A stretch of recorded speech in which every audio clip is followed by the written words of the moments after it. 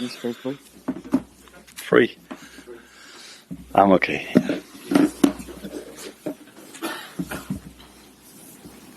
Arne, first of all, what was it like watching the Arsenal Palace game all together the other night? Different, because normally if you watch a game of football, you're either alone or with your family or with friends. Now we watched it all together, and it was a game that had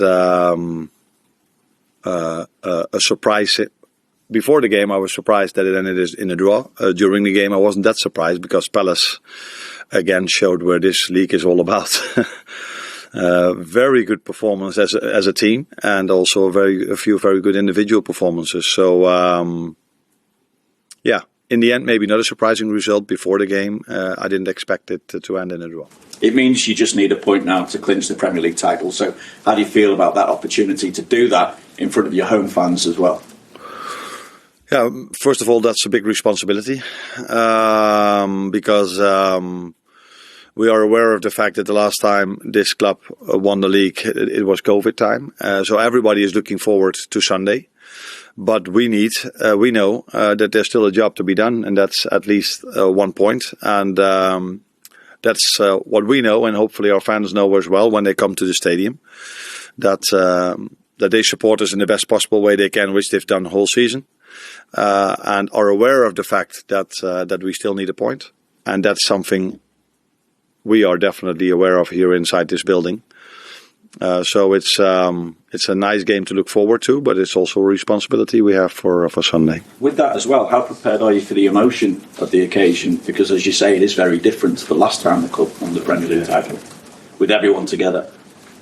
Yeah, but first a game to be played against the Tottenham side that is playing for something special as well. Maybe not in the league, but definitely in the Europa League.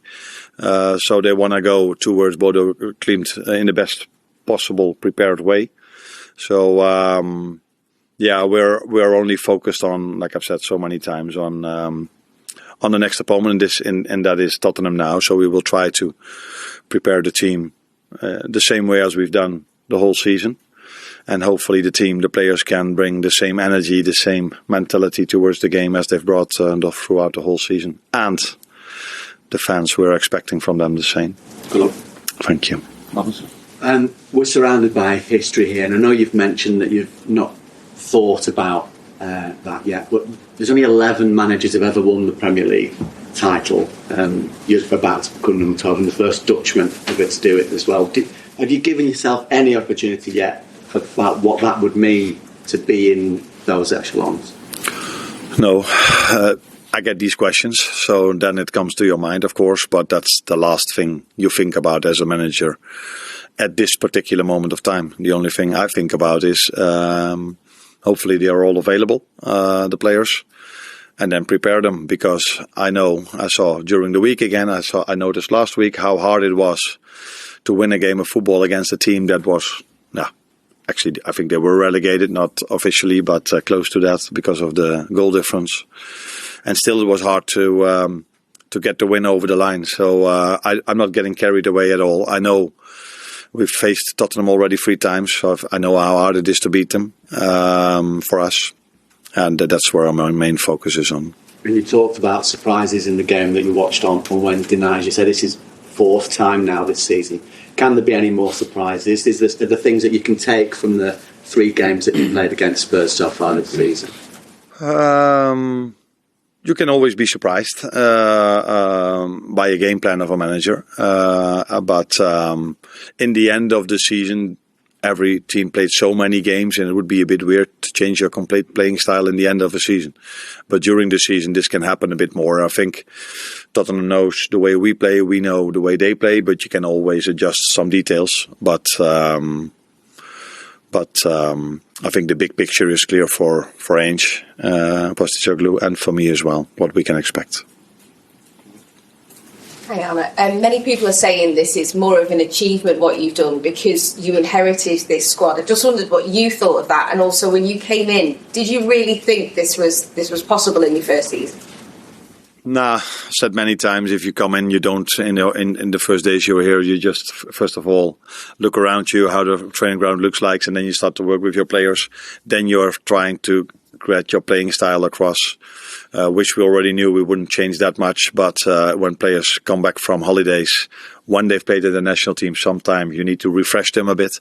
What is expected over here. Then if you walk through this door, if you walk in here or at Anfield, you know the expectations. You know the expectations are that this club has to win trophies.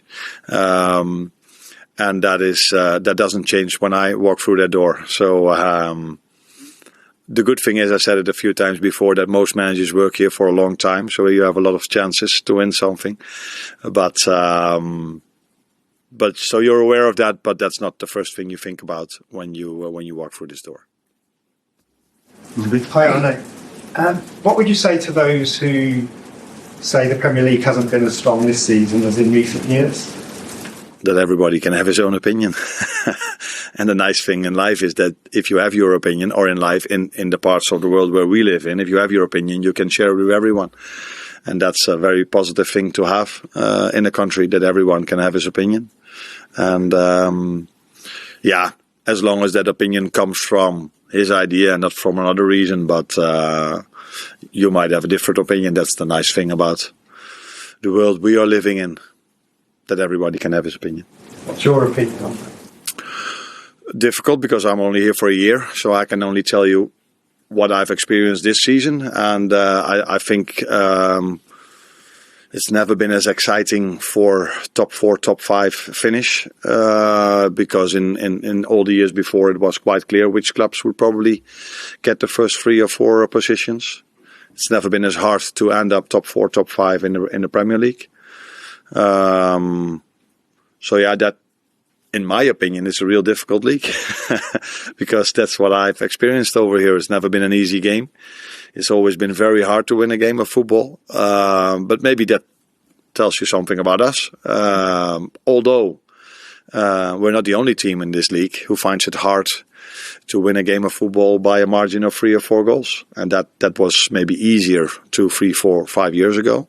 So either the teams are not so good anymore, the Liverpools, the Cities and the Arsenals, or we are still very good, but the other teams have the funds to spend just as much, or in some situations even more, than Arsenal, City and Liverpool. Carl? Oh, sorry. Fans are obviously planning a big party on Sunday. I'm just wondering if you will be able to enjoy the game. I enjoy to go to Anfield every single day, but the moment the referee blows his whistle, and even before that when I do my meetings, it's of course the focus is on trying to get the point or the win over the line. Normally we're only settling for a win, and a point is not enough. So the moment you enjoy is mostly when the referee blows his whistle. These are the 3, 4 or 5 minutes that you're really happy when you walk off the pitch.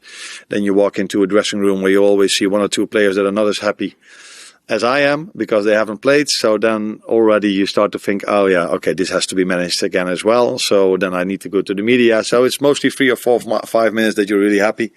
And then normal managerial life starts again. So yeah, enjoying is what you do after the referee has blown his whistle.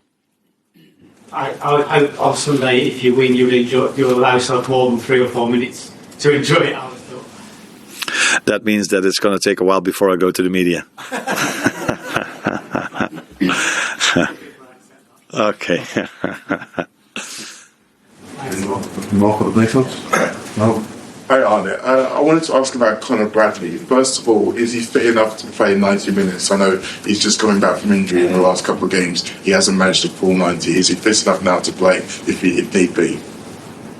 That depends, of course, on the upcoming 2 sessions. But he was getting closer and closer to 90 minutes. I think it was the first and the second one were approximately the same amount of minutes. And it's normal if you played twice around 70 minutes, then the chance of you being able to play 90 is getting closer and closer. But we are also taking very good care of him because he had 2 injuries that were similar. So yeah, let's wait and see how he does today and tomorrow. If he's able to play, and if he's able to play, if he can make 90.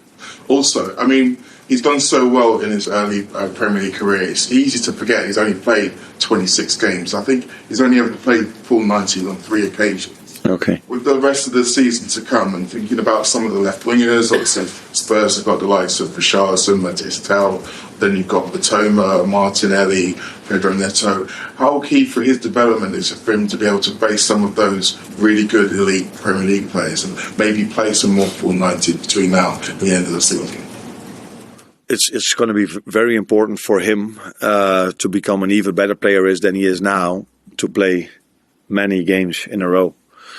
Unfortunately for him, there's also another fullback who is world class at this club as well, with Trent Alexander-Arnold. So that is probably the only reason why he hasn't played back-to-back games yet, because he definitely has the quality to do so. And I think that is the next step for him in his development, is to play every single week and feeling that pressure. And at a certain moment, probably that doesn't feel as pressure anymore. But that might be his next step. But as long as Trent is here, it's going to be a difficult step for him to make as well. But they are both very good fullbacks. James? Arne, there were stories in Portugal earlier on this week that if Darwin Nunez plays and starts another game, it would trigger a clause. I think it's €5 million that would have to pay Benfica. Is there any financial element in your thinking in terms of, or is it purely a footballing decision when it comes to picking the team for the rest of the season? Do you always believe what journalists say? Not always. Not always. Me neither. Sometimes you should, but sometimes it's better not to believe everything that is written about players. So it's completely new to me. And I've said many times that I'm working at a club here where it's really nice to work. So mainly sports directors are judged by the players they bring in. For me, it's very important to have a great working environment, and I have that with Richard. So the last thing he would do, as I expect working with him for 10 months, is tell me, if you play him, it would cost us this much, and if you that he would never do. So I don't even think if it's true or yes or no, because we never talk about that. He never interferes with a lineup. So it might be true, but if a journalist says it, we have to. How do you say that? We have to balance this if it's true or not, or nah, you know what I mean. Yeah. And can I also just ask on Joe Gomez, where's he up to, and do you think he could still play again this season? If his recovery goes well, he would be able to, maybe in the last 1 or 2 games of the season, but he's still not training with us yet. But he's coming closer and closer to train with the team. But then he's been out for a long time. So we're not just discussing Conor Bradley. It took him a while before he could even come in or let alone start. So I think he will be available in the last 1, 2 or 3 games, if his recovery goes the way as planned. Well done. Thanks for that, Andrew. You're welcome.